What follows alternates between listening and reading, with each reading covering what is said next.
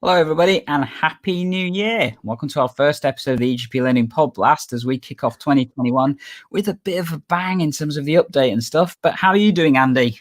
Yeah, I'm not too bad, thanks, Gandhi. Having a reasonable Saturday morning over here at the other side of Nottingham. People will notice I am without glasses today. I had some feedback from Jamie Haynes, aka the Artful Doctor, saying that I readjust my glasses too often. So I'm trying it with contact lenses today. Feedback welcome. And congratulations to Jamie, who did actually win our really difficult GP quiz when we did it just on the flip side of 2020, 2021, because he actually won, didn't he? With an amazing score of 6 out of 20. He did. Multi-talented. He's a real polymath. Absolutely. And as we said, Happy New Year to everybody. We've got a bit of an interesting episode for you today because we're going to be covering quite a few updates that have come out in the past, to be honest, couple of days or so, which are clearly going to be relevant to general practice and those of you working in primary care. And in addition to that, we're also going to be talking a little bit about social media at the end in terms of all the weird updates that have happened literally in the past 24 hours as well. So definitely stick around for that content. But we are going to be covering 3 main letters that have come out from primary care. So the one talking about freeing up general practice, and that's probably going to focus most of this episode on. In addition, we're going to talk about the letter that talks about movement of the Astra Zeneca vaccine, which is going to be relevant and pertinent to the vaccination programs many places are going through.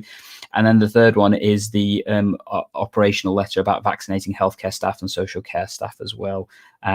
Feel free to join us if you are watching us in terms of commenting and giving us ideas and also pointing out additional stuff we may have missed, because hopefully we're really keen as ever to have our viewers and stuff join us for this kind of thing. And if you're watching us on the replay, hi, hope you enjoy it, and we've got some awesome content for you today. Before we get cracking though, how was your holiday period, Andy? Yeah, it's not too bad. It's always quite short, isn't it, Gandhi? We just get the bank holidays away. It was really nice to get out of Nottingham and back up to see my folks in Sheffield, albeit for a day, but actually the first time I've got away for quite a long time. So that was really good. And I think I've really been enjoying just sort of reflecting on the last year. It's been a really strange, challenging, unusual year. And I've been looking at goal setting and forming good habits and trying to approach 2021 with a bit of a reset, and I'm looking forward to recording and dripping out an episode on that with you in the next few weeks when there's space in our release schedule. So that's been quite interesting. How about yourself, Gandhi? I think you've been quite productive as ever. So anything new that you've created, or just asking? Yeah. So I mean, the holiday period was great. I was with the kids and spent loads of time, playing board games. We had lots of fun. We watched loads of TV. Disney Plus was an amazing benefit to have, obviously, with being in lockdown and with the kids and that kind of stuff. And then obviously, like many other people, gearing up for lockdown 3 in terms of sorting out the kids. But over that period, I kind of got invested in one of my little side hobbies that I have, and I'm going to stick it on the screen. So this is the Board Game Medics kind of group that I set up a short while ago, and it's basically what it sounds. It's a group for those medics that kind of like board games, and over the course of the past 2 days we've had nearly doubling of our membership, and in addition I kind of went off and created the logo that you can see there. So as ever, I'm never short of things that I seem to want to do and intrude upon what I'm up to and all that kind of stuff. But and Gandhi, there's about 260 members already. Yeah. I noticed. So really, really popular. And I've just joined this morning as I've been catching up with what Gandhi's been up to, because I have a bit of a penchant for board games as well. So I'll be taking a look at what people have been up to there. There's already lots of photos of medics playing board games. Great way to relax. So thanks for bringing something, another useful thing to the world, Gandhi. What can I say? I many of our EGP learners know I absolutely love board games, and it's just been a nice welcome distraction to kind of occupy the brain and stuff. So yeah, if you do want to join, the links to that will be in the show notes of the YouTube channel and stuff, or if not, just simply go to Facebook and search Board Game Medics, 2 words, and make sure you answer the questions to get into the group. That's the only thing which I always remind people. Anyway, we're going to crack on and start talking about the first part, which I think Andy's going to bring up the letter itself, and that's so a couple of days ago, loads of information came out to us in general practice, and the big one I think that is what general practice can actually look at in terms of freeing up capacity, with the plans that obviously with the shift and all the wider stuff that's going on in terms of the country, ramping up the vaccination of the population as much and as quickly as possible. The great news that we had over the holiday period, obviously, that the Astra Zeneca vaccine has been approved and already being rolled out. So as of the beginning of the week, it's been pushed out. And people have already started having it, but obviously we want to make sure we can get as much of the vaccine out to the relevant people as quickly as possible. And in order to help with that, NHS England have sent out this particular letter. Again, the links to this are down in the show notes. So if you do want to have a look at it yourself, or you want to share it directly, particularly this one, which is quite hard to find, I must add. But yeah, have a look at it and stuff. I mean, what did you think of the letter, Andy? I think it's really, really helpful, actually. I think just before Christmas, as we were all signing up to the PCN, not PCN DEDS, the practice-based, but PCN relevant COVID vaccination enhanced service, a lot of people were saying, okay, but we're still being asked to do all of the business as usual. There's a lot of pressure already on general practice. How will we have time to deliver this effectively? And I think this letter delivers really, and is really helpful in terms of freeing up GP time to focus on the vaccinations and to focus on those bits of business as usual that are most important. I mean, how do you want to tackle this, Gandhi? Do you want to just sort of scroll through? And I think should we just go through it? So, I mean, the first part talks about the need for freeing up capacity. So that's pretty self-explanatory. And then it gets into this first section that Andy's politely highlighted for us in terms of the key things that are going to be done to kind of help in terms of prioritizing work. And I think this first section is probably more targeted towards the CCGs, isn't it, Andy? It is, yeah. So, but it's good that this letter directs the CCGs to take the following actions. To be supportive and pragmatic about their enforcement of the additional projects and requirements that they sometimes place or have agreements with general practice to put in place, and to only enforce those where they are directly related to the ability of the system to deliver COVID vaccine or remain effective during this period. So things that are to do with reducing referrals into secondary care and reducing pressure on A&E departments and so forth, that sort of thing remains in place. But other things that might not be focused on those currently mission critical functions, it asks them to relax those, which I think is really, really helpful, actually. And it's nice that it is. I just the only thing I'm slightly concerned is how should we say, how to the line that some CCGs may act on this. And what I mean by that, so for example, if we were to take Nottingham City as an example, we've got an interpreter service that is a local enhanced service, which doesn't directly impact vaccinations and admissions and that kind of stuff, but obviously massively helps with the communication and the throughput of patients through primary care. And I guess, if that was to be stopped in line with, what the letter's suggesting in terms of, the commissioned element of it or how that works, that would be a bit of a concern. Now, what I'm hoping is what it means is the reporting of that is paused, and then the funding still flows, and that's funding that practices, particularly in our inner city area, can use to help provide better service to patients. So it's just understanding how to the line certain CCGs will use that in terms of them. Unfortunately having an untoward consequence by stopping something that actually helps but isn't exactly in line with supporting vaccinations and that kind of stuff. It's true. I think the wording gives everyone a little bit of wiggle room, actually, because it does talk about suspending locally commissioned services, but then later talks about and gives examples of suspension of reporting and performance indicators. So it does say budgeted payment against these services should be protected to allow capacity to be redeployed. So perhaps that means that the money either needs to come for that service or come to general practice in another way. But there is a little bit of wiggle room, and CCGs are often good at utilising wiggle room where it is given to them, I think. Although like everyone, they try and do their best for the patients and do a good job.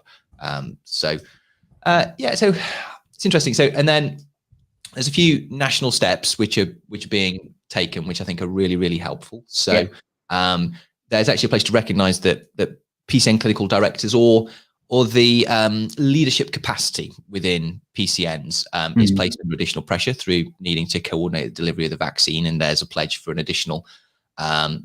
So you'll have read this as well, Gandhi, but I think what they're saying is, so during Q1, there would be payment of a total sum equivalent to 1/4 of the yearly one whole time equivalent PCN clinical director to the clinical director. And they're going to increase. So over Q1, that would be 1/4 of one yearly's pay for one whole time equivalent. And they're going to increase that pay in Q1 to one whole time equivalent. So rather than getting 1/4 of the money in Q1, you'll get all of the money in Q1, and then presumably 1/4 of the money in each of the remaining 3 quarters, if that's clear enough, which I think is really helpful.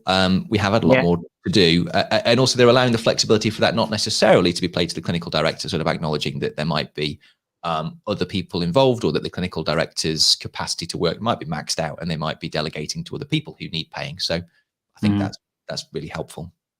Yeah. So, I mean, the easiest way I think of this is, I believe, and I'm sure somebody can tell us if we're wrong on this number, I believe it's 72p per patient that is paid for the clinical director time. 72 or 76p per patient, I can't quite remember. So basically you times that by 4 and then divide by 4 to get your amount that you would get for the 3 months. But if you times by 4 and divide by 4, I can't quite remember the calculation actually, now I've forgotten it. But that will tell you how much extra you're getting for the next 3 months to try and facilitate the work that you're doing. I think what I like as well in this is that it does state that, you know, that money doesn't necessarily go to the clinical directors, and I think every place will be different. It goes to the organizational team. So clearly, if it's one person that's led all that work, I would say they get that, to be fair. If it's obviously, as what I expect it will be, most areas will be a team effort, then that resource can be shared to make sure that they've been appropriately backfilled, covered, to make sure they're delivering this really challenging and important service in terms of vaccinating our populations and stuff. Because I have no doubt there's some of our clinical director colleagues and their teams that have been working around the clock over the holiday period. And I think it'd be nice that they get some recompense to help support that, whether that's for themselves or whether that's for their practices that obviously release them to do this work and stuff. Yeah, agreed. I've seen some real Herculean efforts across the country. So it's nice for that to be recognised. And then the remaining few points are really just highlighting where certain income will be protected. So there won't be, we won't need to report against or in order to receive certain income, which we thought we would still need to do at this point. There's already been a lot of the QOF income protected, but particularly around where there's a prescribing element to the indicator, those things weren't protected, but those are protected now. Also, minor surgery income will be protected. I mean, it doesn't feel right to get patients in to do certainly not, non-essential minor surgery type lists, lumps and bumps, things like that. It's not appropriate now, and it's important that income's protected as that time is redeployed against the COVID fight. And so the quality improvement, the QI domains, also protected, which I think is really, really helpful.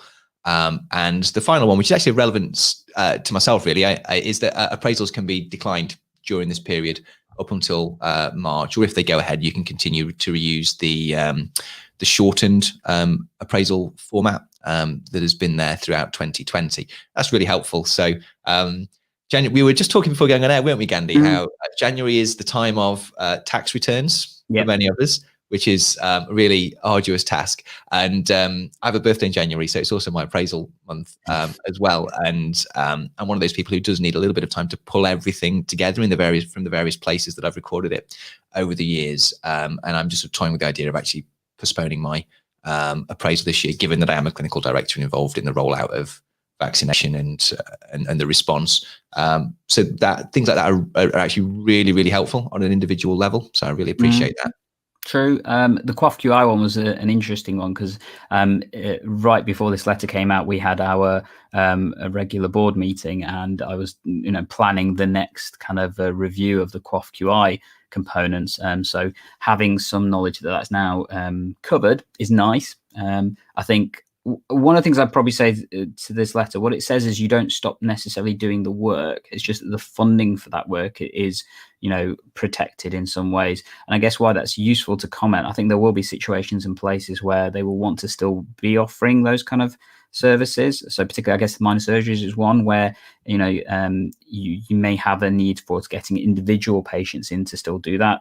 Joint injections and that kind of stuff are a real obvious one for me, but like you say, having the funding protected, so that means we can still offer some of that service, but then obviously redirect our efforts towards the, supporting the vaccination programs and stuff without having to worry about the loss of income. And I guess those that are lay people watching this thinking, why they talk about money, why they talk about money. At the end of the day, we need to pay staff to make sure that we can keep doing the day job, but then do the additional work of delivering the vaccine. And it's a bit hard to do that when you're trying to do 10 different things at once and stuff, clearly. So I think that's important. But I guess my question for you, Andy, is anything that you think's missing off this list? And I'm going to ask this to our viewers as well. What's there, what's not there that should be there? Oh gosh, you've put me on the spot, Gandhi. I might give myself a little bit of thinking time by bouncing that sort of back at you. You've thought of the questions, and you probably have a few answers there. So, what do you think's missing, Gandhi? Well, interesting. I don't. It just literally popped in my head. And okay. I've asked this to our viewers as well. So if you are watching it, feel free to comment and stuff. What other kind of stuff would you feel that is being missed in terms of what we're doing? I mean, chronic disease management, I guess, is an interesting one. We're going to talk about that a little bit later on as to how much depth do you go into that in terms. I know QOF reporting is a lot of it has been protected, which is useful, I think, to mean that we can just crack on and things. But it's interesting right now in terms of how much, when you think about the variety and the depth of work that general practice is doing. Are there other areas that should have been considered? Is there other stuff that should have been thought about? I don't know, is the simple answer to that, to be honest. I think there's more here than I was expecting, to be honest. True. In fact, I wasn't even necessarily expecting support with any of these things, actually. So it's just really, really welcome. And I think the point you made about the activity not needing to cease, because I think we're quite a diverse country. The situation is very different in different areas of the country. And I know for ourselves, we've made plans to try and maximize the prescribing elements of QOF that we thought were still going to be reported on. And I think we'll continue to do that unless the situation worsens significantly locally, because we feel that it's still an important thing to do. So I think it just gives us flexibility. So I really welcoming of it. I mean, one that I would think of, which I'm sure someone tell me if I'm wrong on this, but CQC would be the big one. The prospect of having CQC inspection as a routine rather than a different kind of reason. I think that can, in my view, that should be paused if it hasn't already been done so. Just because having to deal with that on top of trying to deal with a vaccination scheme and stuff, then that's clearly.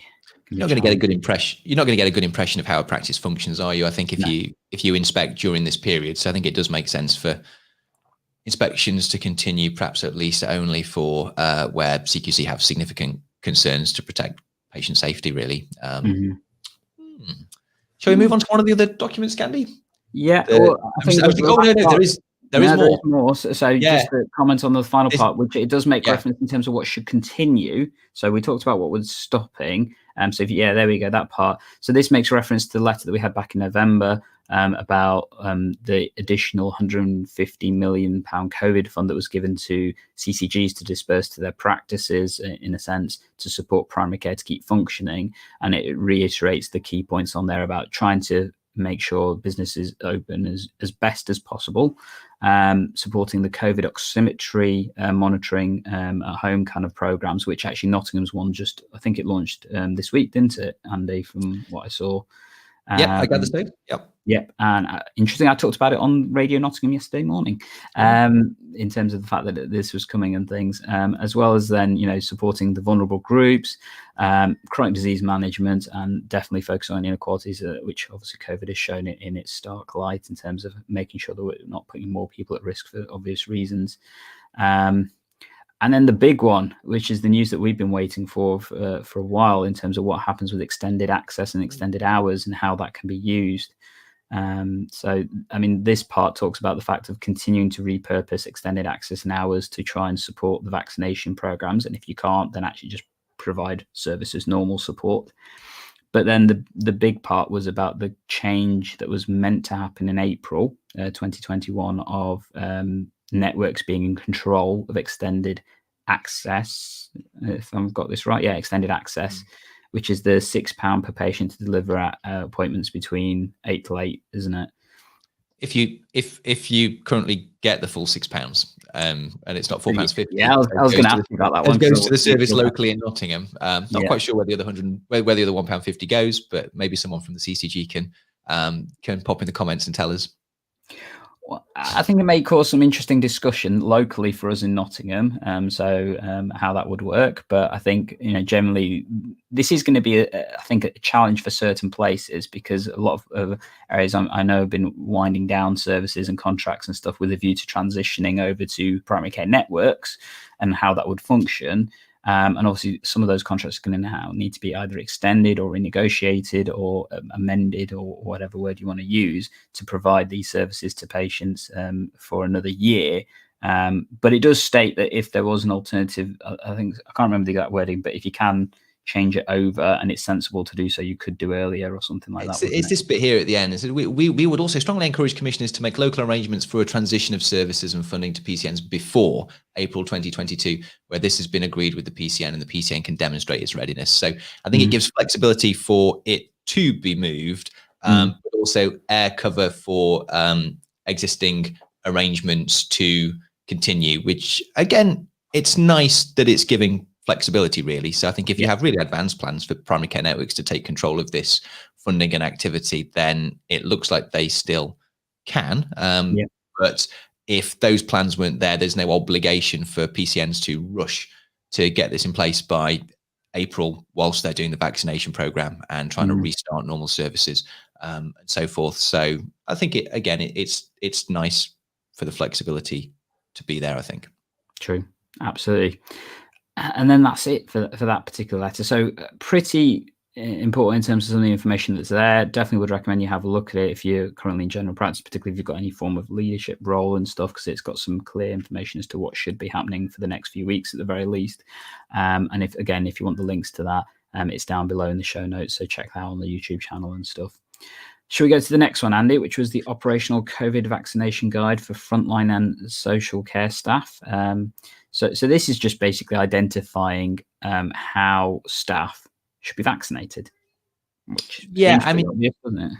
Yeah, essentially, I think it just provides clarity that frontline health and social care workers are a priority for vaccination, and even ahead of the over 80s, and that it's a priority placed upon those people providing the vaccination programs. And I think later in the letter it does actually specify that sits with NHS trusts who will currently be vaccinating their own staff, that they have a responsibility for providing vaccinations to all frontline health and social care workers in their region. So that includes primary care staff and also care home workers, and everyone involved in the provision of health and social care. So it's really welcome, I think, and it lists these people here, but not limiting to.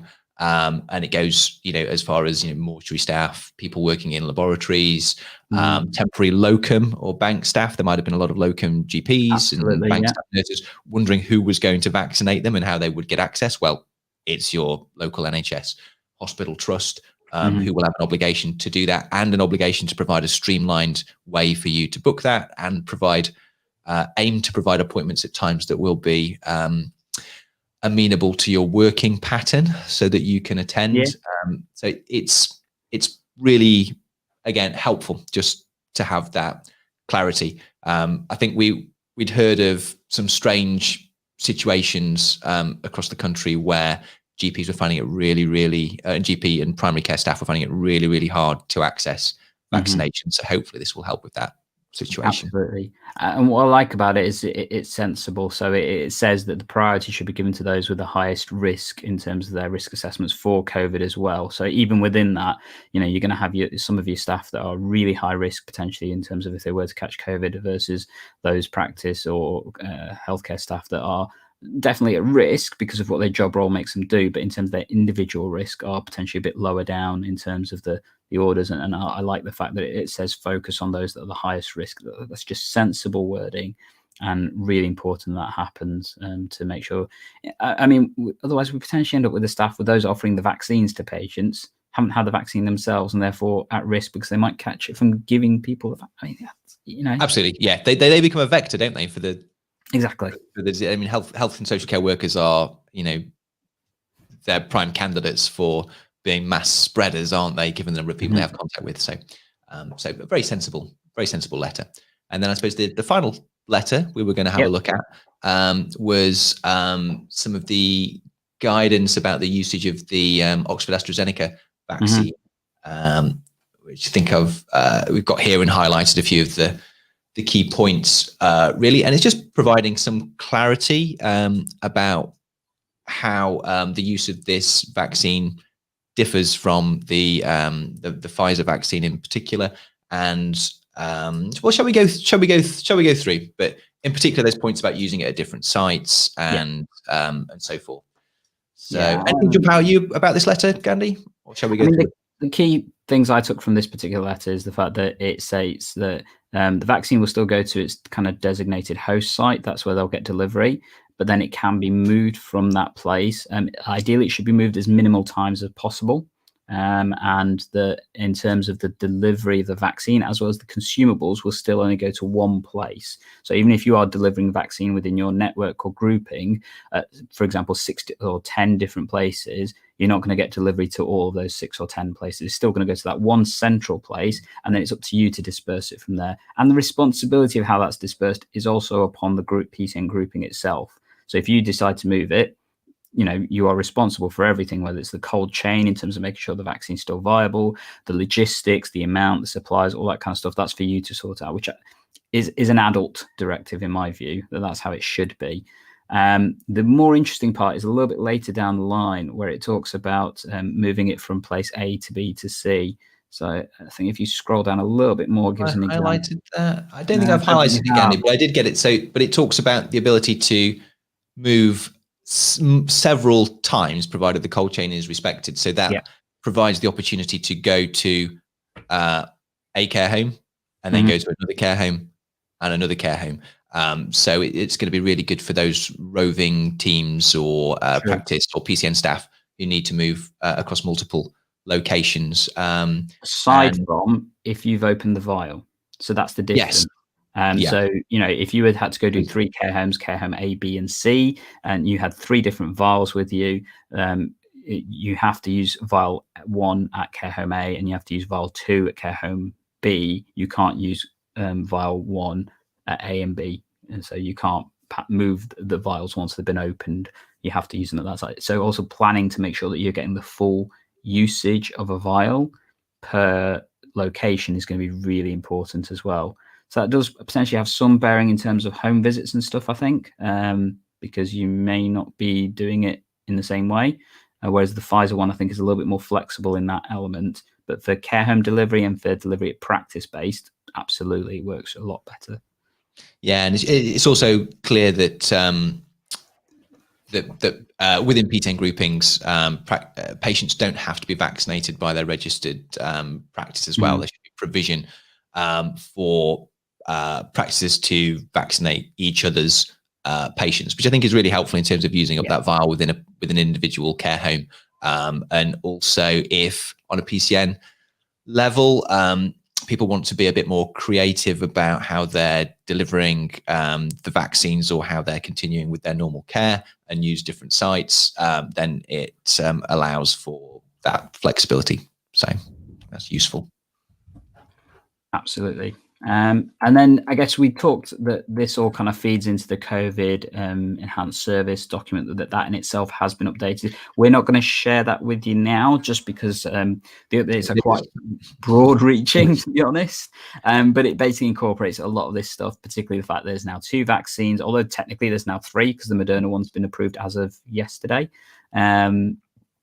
And obviously how that will look in terms of general practice. But what I do like with this particular document, they've highlighted all the changes. So if you want to see the changes, just look for the highlighted bits and stuff, which is nice. See if we hit upon any as we go. It remains a long document. I must admit, looks like you've got the version that isn't highlighted.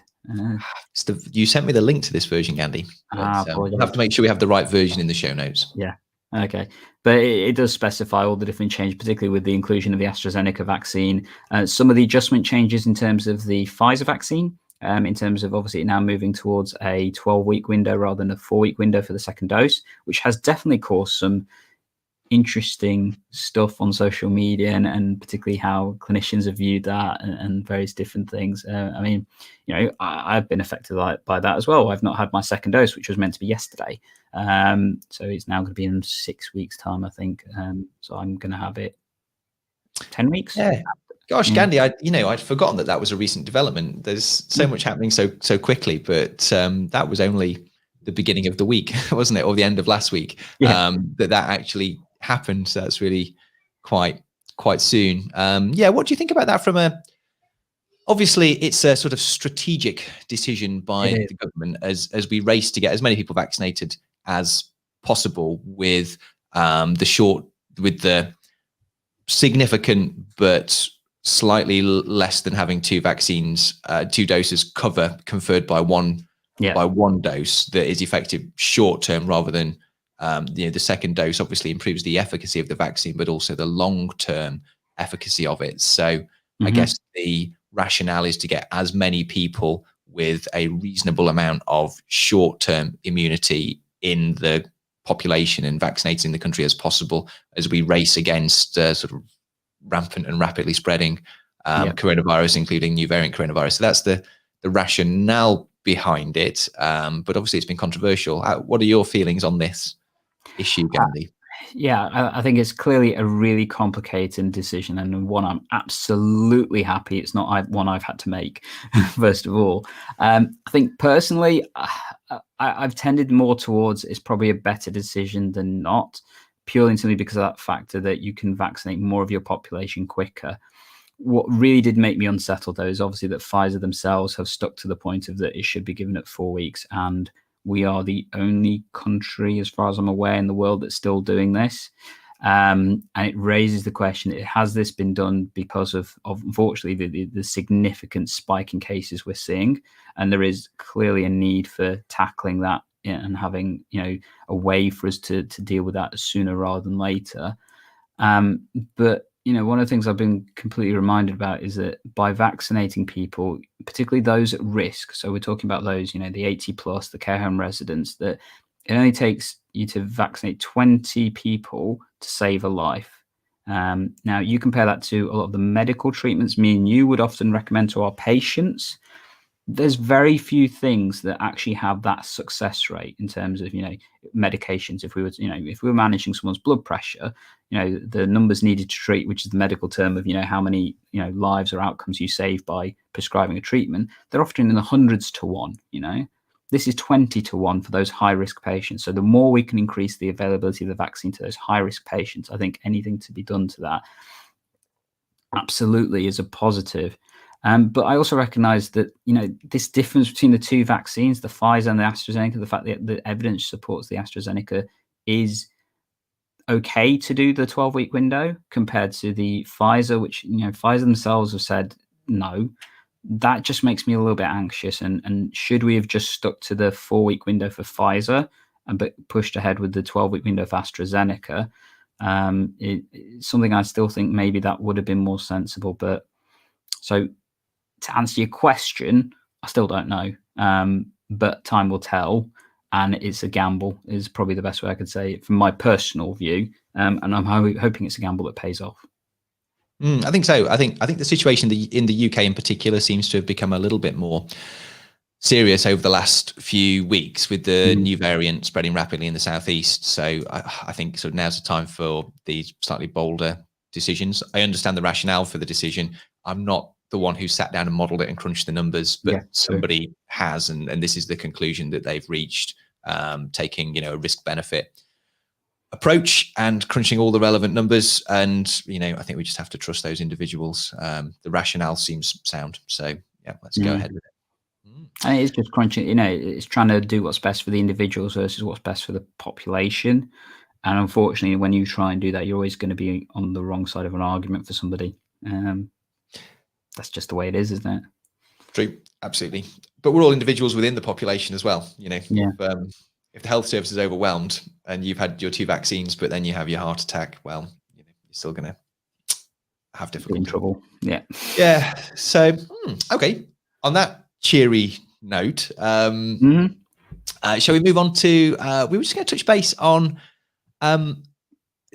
misinformation and absolutely general handling of information within the media, which I thought was an interesting topic. I'm interested to know where you want to go with this, Gandhi. So. Well, I think there's been a couple of things that have happened recently in the past few days that are twinned to some degree with vaccinations, and it's more about misinformation. So unfortunately, there's been loads of reports about the 92-year-old who got a fake vaccination, who got lulled into having that because of false information and booking, and clearly that's nefarious, and that should not happen. And I know that there's plans obviously to try and find the person responsible for that and hopefully prosecute them, because that's clearly wrong and illegal.